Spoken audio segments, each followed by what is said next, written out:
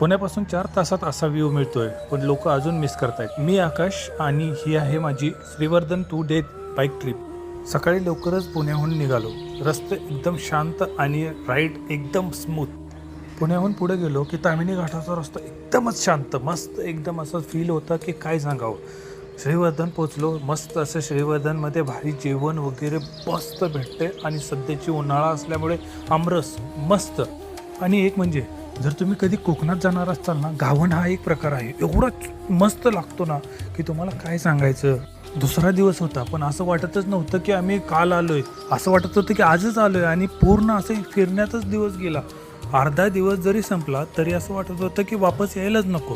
त्यानंतर थोडी विश्रांती केली आणि त्यानंतर आमचा सुरू झाला परतीचा प्रवास. मस्त राईड केली आणि मस्त एन्जॉय केला.